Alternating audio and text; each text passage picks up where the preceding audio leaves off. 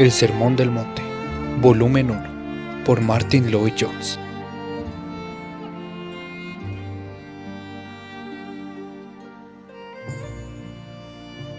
Capítulo 1. Introducción general. Primera parte.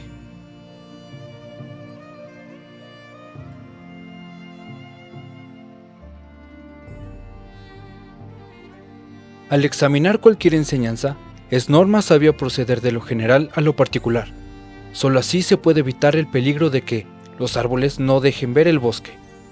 Esta norma tiene importancia particular en el caso del Sermón del Monte. Debemos tener en cuenta, por tanto, que hay que empezar por plantearse ciertos problemas generales respecto a este famoso sermón y al lugar que ocupa en la vida, pensamiento y perspectivas del pueblo cristiano.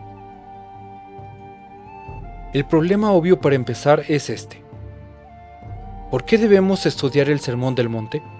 ¿Por qué debo llamarles la atención acerca de su enseñanza? Bueno, la verdad es que no sé que forme parte del deber del predicador explicar los procesos mentales y afectivos propios, aunque desde luego que nadie debería predicar si no siente que Dios le ha dado un mensaje. Todo el que intenta predicar y explicar las Escrituras debe aguardar que Dios lo guíe y conduzca. Supongo, pues, que la razón básica de que predique acerca del Sermón del Monte es que he sentido esta persuasión, esta compulsión, esta dirección del Espíritu. Digo esto con toda intención, porque de haber dependido de mí no hubiera escogido predicar una serie de sermones acerca del Sermón del Monte. Según entiendo este sentido de compulsión, creo que la razón específica de que lo vaya a hacer es la condición en que se encuentra la iglesia cristiana en estos tiempos. No me parece que sea juzgar con dureza decir que la característica más obvia de la vida de la iglesia cristiana de hoy es, por desgracia, su superficialidad. Esta apreciación se basa no solo en observaciones actuales, sino todavía más en tales observaciones hechas a la luz de épocas anteriores de la vida de la iglesia. Nada hay más saludable para la vida cristiana que leer la historia de la iglesia, que volver a leer lo referente a los grandes movimientos del Espíritu de Dios y observar lo que ha sucedido en la iglesia en distintos momentos de su historia. Ahora bien, creo que cualquiera que contemple el estado actual de la iglesia cristiana a la luz de este marco histórico llegará a la conclusión indeseada de que la característica destacada de la vida de la iglesia de hoy es, como he dicho ya, la superficialidad. Cuando digo esto, pienso no solo en la vida y actividad de la iglesia en un sentido evangelizador. A este respecto me parece que todos estarían de acuerdo en que la superficialidad es la característica más obvia. Pienso no solo en las actividades evangelizadoras modernas en comparación y contraste con los grandes esfuerzos evangelizadores de la iglesia en el pasado. La tendencia actual a la vocinglería, por ejemplo, y el empleo de recursos que hubieran horrorizado y chocado a nuestros padres. Pienso también en la vida de la iglesia en general. De ella se puede decir lo mismo, incluso en materias como su concepto de la santidad y su enfoque todo de la doctrina de la santificación. Lo importante es que descubramos las causas de esto. En cuanto a mí, sugeriría que una causa básica es la actitud que tenemos respecto a la Biblia, nuestra falla en tomarla en serio, en tomarla como es y en dejar que nos hable. Junto a esto, quizá, está nuestra tendencia invariable a ir de un extremo a otro. Pero lo principal, me parece, es la actitud que tenemos respecto a las Escrituras. Permítanme explicar con algo más de detalle qué quiero decir con esto. Nada hay más importante en la vida cristiana que la forma en que tratamos la Biblia y la forma en que la leemos. Es nuestro texto, nuestra única fuente, nuestra autoridad única. Nada sabemos de Dios y de la vida cristiana en un sentido verdadero sin la Biblia. Podemos sacar conclusiones de la naturaleza y posiblemente de varias experiencias místicas, por medio de las que podemos llegar a creer en un Creador supremo. Pero creo que la mayoría de los cristianos están de acuerdo, y esta ha sido la persuasión tradicional a lo largo de la historia de la Iglesia, que no hay autoridad aparte de este libro. No podemos depender solo de experiencias subjetivas porque hay espíritus malos además de los buenos. Hay experiencias falsas. Ahí, en la Biblia, está nuestra única autoridad. Muy bien, sin duda es importante que tratemos a la Biblia de una forma adecuada. Debemos comenzar por estar de acuerdo en que no basta leer la Biblia. Se puede leerla de una forma tan mecánica que no saquemos ningún provecho de ello. Por esto creo que debemos tener cuidado de todas las reglas y normas en materia de disciplina en la vida espiritual. Es bueno leer la Biblia a diario, pero puede ser infructuoso si lo hacemos solo para poder decir que leemos la Biblia todos los días.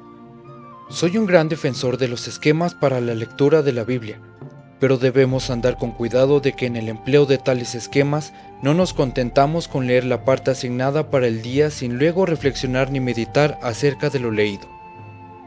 De nada serviría esto. Debemos tratar la Biblia como algo que es de importancia vital. La Biblia misma nos lo dice. Sin duda recuerdan la famosa observación del apóstol Pedro respecto a los escritos del apóstol Pablo. Dice que hay cosas en ellos que son difíciles de entender, las cuales los indoctos e inconstantes tuercen, para su propia perdición. Se puede muy bien leer estas cartas y no ser mejor al final que lo que se era al comienzo debido a lo que uno le ha hecho decir a Pablo, desvirtuándolo para destrucción propia. Esto es algo que siempre debemos tener presente respecto a la Biblia en general. Puedo estar sentado con la Biblia abierta frente a mí. Puedo estar leyendo sus palabras y recorriendo sus capítulos. Y con todo puedo estar sacando una conclusión que no tiene nada que ver con las páginas que he leído. No cabe duda de que la causa más común de todo esto es la tendencia frecuente de leer la Biblia con una teoría ya en mente. Nos acercamos a la Biblia con dicha teoría, y todo lo que leemos queda coloreado por ella. Todos nosotros sabemos que así sucede. En un sentido es cierto lo que se dice de que con la Biblia se puede probar todo lo que se quiere. Así nacieron las herejías. Los herejes no eran hombres poco honrados, eran hombres equivocados. No debería pensarse que eran hombres que se propusieron expresamente a equivocarse y enseñar algo erróneo. Se cuentan más bien entre los hombres más sinceros que la Iglesia ha tenido. ¿Qué les ocurrió entonces? El problema fue este. Llegaron a tener una teoría y se sintieron complacidos con ella. Luego fueron con esta teoría a la Biblia y les pareció encontrarla en la misma. Si lee medio versículo e insiste demasiado en otro medio versículo de otro pasaje, pronto habrá demostrado su teoría. Ahora bien, debemos tener cuidado con esto. Nada hay más peligroso que ir a la Biblia con una teoría, con ideas preconcebidas, con alguna idea favorita propia, porque en cuanto se hace, se pasa por la tentación de insistir demasiado en un aspecto y dejar de lado otro. Este peligro tiende a manifestarse sobre todo en el problema de la relación entre ley y gracia. Algunos insisten tanto en la ley que reducen el Evangelio de Jesucristo con su libertad gloriosa a poco más que una colección de máximas morales. Para ellos todo es ley y no queda nada de gracia. Hablan de tal modo de la vida cristiana como de algo que debemos hacer para llegar a ser cristianos, que se convierte en puro legalismo y la gracia desaparece de ella. Pero recordemos también que es igualmente posible insistir tanto en la gracia a costa de la ley que también se llegue a perder el Evangelio del Nuevo Testamento. Permítame darles un ejemplo de esto. El apóstol Pablo, nada menos que él, se vio constantemente ante semejante dificultad. Nunca hubo un hombre cuya predicación, con su poderosa insistencia en la gracia, fuera más a menudo mal entendida. Seguro recuerdan la conclusión que algunos habían sacado en Roma y en otros lugares. Decían, bueno, pues, si esto es lo que enseña Pablo, hagamos el mal para que la gracia pueda abundar. ¿Por qué? Sin duda alguna, esta enseñanza conduce a esa conclusión y no a otra. Pablo había dicho simplemente, cuando el pecado abundó, sobreabundó la gracia. Bien pues, sigamos pecando a fin de que la gracia pueda sobreabundar. Dios no lo quiera, dice Pablo, y lo tiene que repetir constantemente. Decir que porque estamos bajo la gracia ya no tenemos nada que ver con la ley no es lo que enseñan las Escrituras. Desde luego que ya no estamos bajo la ley sino bajo la gracia, pero esto no significa que no necesitemos observar la ley. No estamos bajo la ley en el sentido de que nos condene. Ya no nos juzga ni condena. No, pero debemos observarla, e incluso ir más allá. El argumento del apóstol Pablo es que debería vivir, no como el que está bajo la ley, sino como hombre libre en Cristo. Cristo observó la ley, vivió la ley. Como este mismo Sermón del Monte subraya, nuestra justicia debe exceder la de los escribas y fariseos. En realidad, no ha venido a abolir la ley. Cada uno de sus detalles debe cumplirse. Y esto es algo que vemos muchas veces olvidado en este intento de situar a la ley y la gracia como antítesis, y la consecuencia es que hay hombres y mujeres que prescinden de la ley en forma total. Pero, déjenme decir lo siguiente. No es cierto que en el caso de muchos de nosotros, en la práctica, nuestra idea de la doctrina de la gracia es tal que muy pocas veces tomamos la sencilla enseñanza del Señor Jesucristo con seriedad.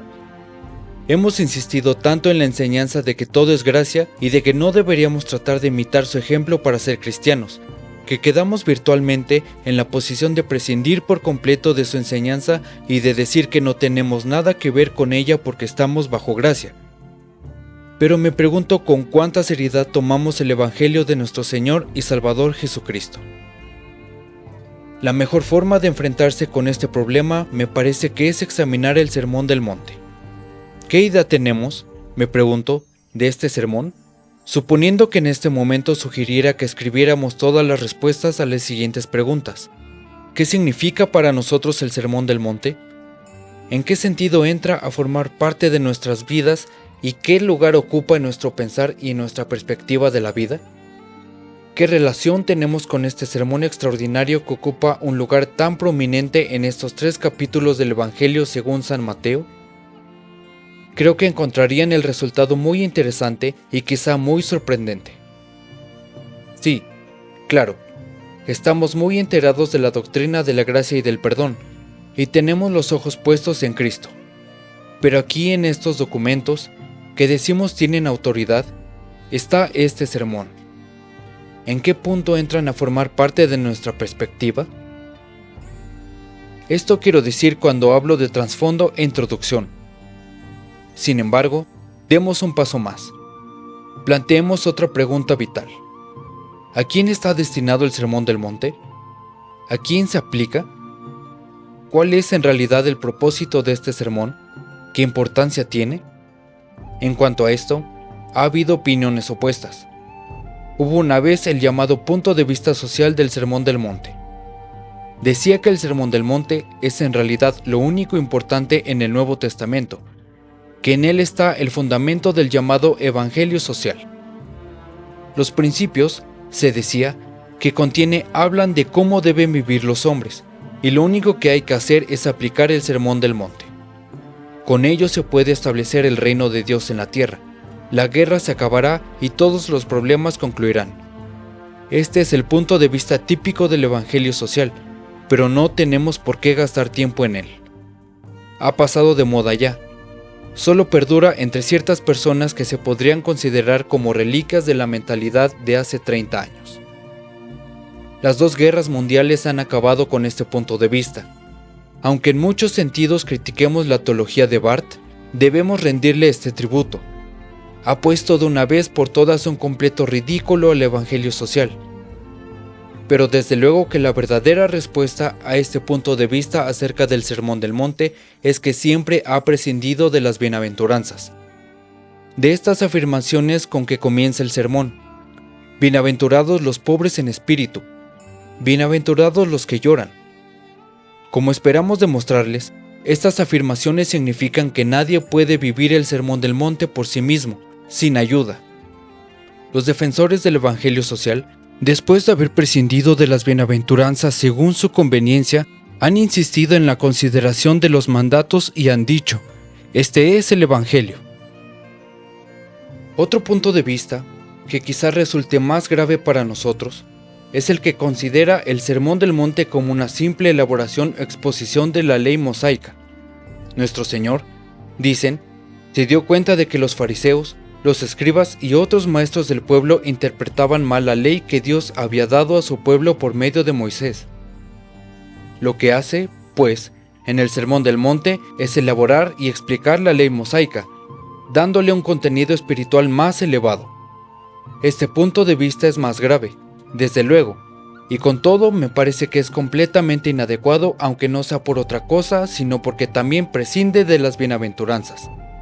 Las bienaventuranzas nos colocan de inmediato en un terreno que va completamente más allá de la ley de Moisés.